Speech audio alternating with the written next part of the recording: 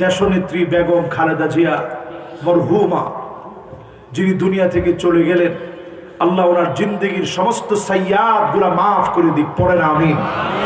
হাসানাত গুলা আল্লাহ কবুল করে নিক, পড়েন আমিন। ওনার সঙ্গে যারা ছিলেন, একটা ছবি এখন দেখবেন ফেসবুকে ভাইরাল, ওনার সঙ্গে যারা ছিলেন, আল্লামা দিলওয়ার হোসেন সাইদি রহমতুল্লাহ আলাইহি শহীদ, উনি দুনিয়া থেকে চলে গেলেন। মাওলানা মতিউর রহমান নিজামী রহমতুল্লাহ আলাইহি, চলে গেলেন আলী হাসান মুজাহিদ রহমতুল্লাহ আলাইহি, চলে গেলেন আব্দুল কাদের মোল্লা রহমতুল্লাহ আলাইহি, চলে গেলেন মীর কাসেম আলী রহমতুল্লাহ আলাইহি। এরকম যারা বসা ছিলেন সবাই চলে গেছে। চলে গেলেন মরহুম শহীদ কামরুজ্জামান রহমতুল্লাহ আলাইহি, সাথে সবাই চলে গেছেন। এই সব চলে যাওয়ার পিছনে একটু মিলায় দেখেন, জালেমেরা ফাঁসির মঞ্চে নিয়েছে, জানাজার নামাজ পর্যন্ত পড়তে দেয় নাই। যদি আল্লামা দিলওয়ার হোসেন সাইদি রহমতুল্লাহ আলাইহির জানাজা পড়তে দেওয়া হতো, ইতিহাসের একটা বিরল সাক্ষী হয়ে থাকতো।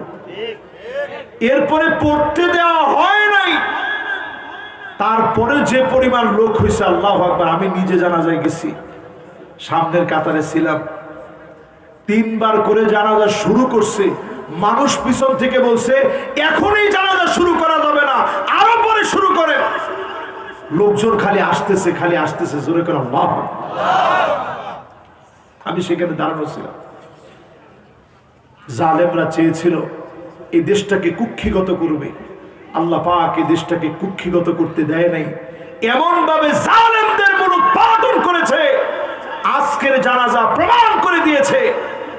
যে নেত্রীকে বারবার তারা কষ্ট দিয়েছে, ঘর থেকে বের করে দিয়েছে, জেলখানায় রেখেছে, জনপ্রিয়তার দিক থেকে সামান্য তারা কমাতে পারে নাই, ঠিক কিনা বলে? এই জন্য মৃত্যু থেকে শিক্ষা নেন, মৃত্যু থেকে শিক্ষা নেন। আমাকে আপনাকে মরে যাওয়া লাগবে। হযরত আলী রাদিয়াল্লাহু তাআলা আনহু কবরের মাটিগুলো ধরে ধরে কাঁদতেন আর বলতেন, মাকানুকা তাহতাত তুরাব, তোমার জায়গা হবে কবরের মাটির নিচে, তোমার ঠিকানা হবে মাটির নিচে।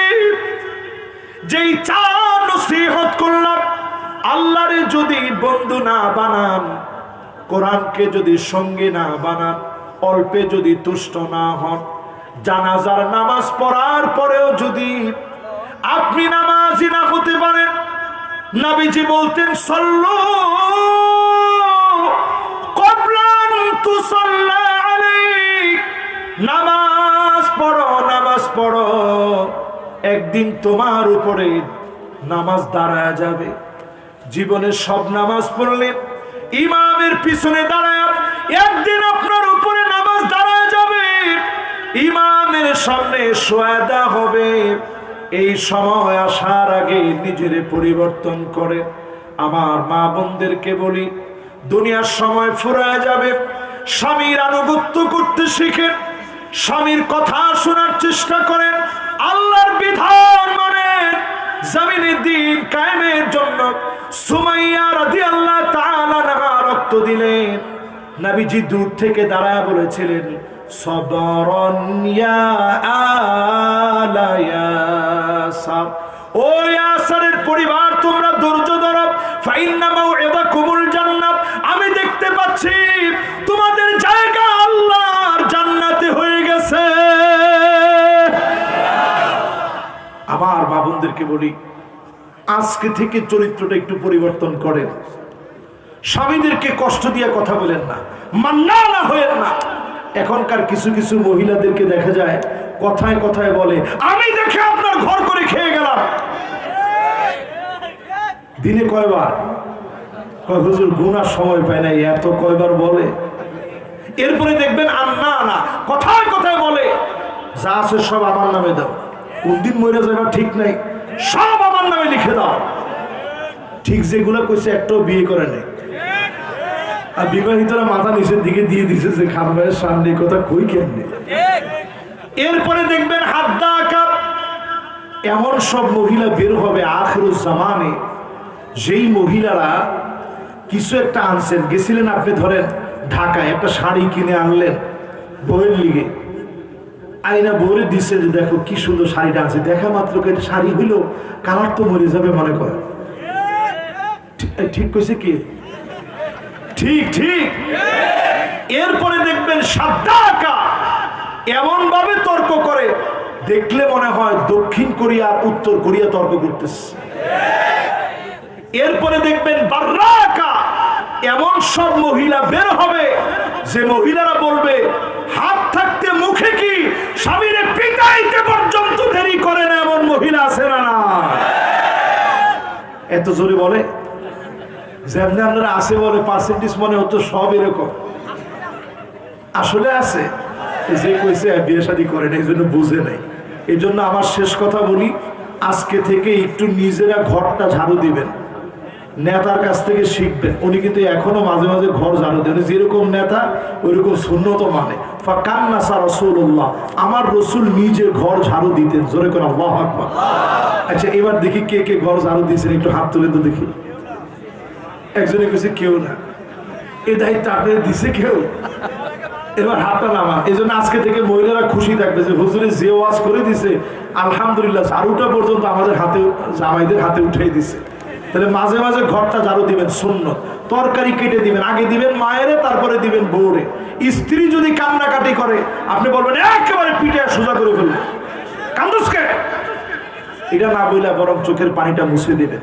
রসুল নিজে সাউদা রাদিয়াল্লাহু তাআলা আনহার পাশে গিয়ে বলতেছে, সাউদা তুমি কাঁদতেছো, লক্ষ্য করলাম, কেন কান্দো?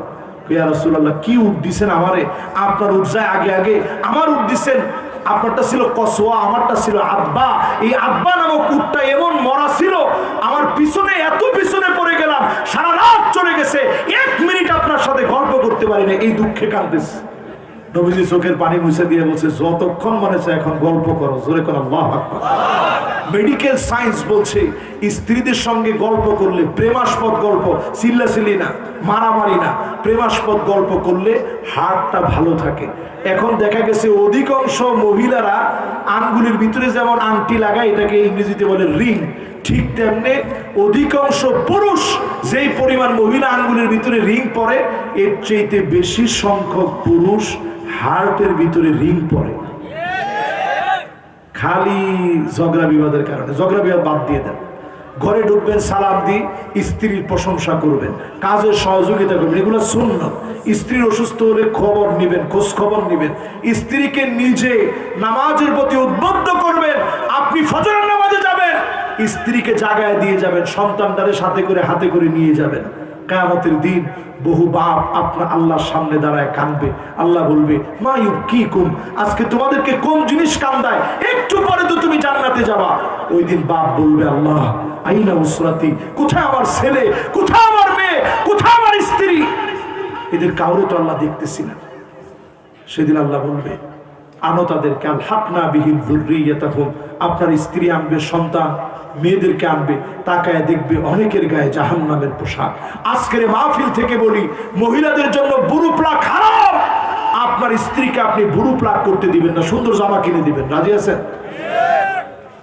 স্ত্রীদেরকে বুঝাইবেন, শোনাইবেন, দিন বুঝাইবেন। বুরু প্লাগ, দাঁত ফাঁকা করা, চিকন করা, এগুলো জায়েজ নাই। পরচুলা পরা জায়েজ নাই, ট্যাটু আঁকা জায়েজ নাই। এখন দেখবেন আলগা একটা তিল দিয়ে আনে, এটাও জায়েজ নাই। এখন দেখবেন ভ্যাম্পায়ার ঠিক একটা জিনের মতো, ভূতের মতো দাঁত বের করে এখান থেকে রাক্ষসের মতো, এটা নতুন ট্রেন্ডিং চলতেছে। এগুলো সব নাজায়েজ। স্ত্রীদেরকে এটা বুঝাবেন যে সমাজ নির্মাণে মা বোনদের অবদান অনেক বেশি। আল্লাহ যেন আমার মা বোনদেরকেও কবুল করেন, পড়েন আমিন। এখনই আমার প্রাণপ্রিয় ভাই, আপনাদের জননন্দিত জননেতা, সহকারী সেক্রেটারি জেনারেল বাংলাদেশ জামাত ইসলামী জনাব রফিকুল ইসলাম খান সাহেব এখনই ইনশাআল্লাহ বক্তব্য দিবেন। তারপরে মুনাজাত করে আমরা ইনশাআল্লাহ বাড়ি যাব। পারবো না ইনশাআল্লাহ? সম্মানিত উপস্থিতি,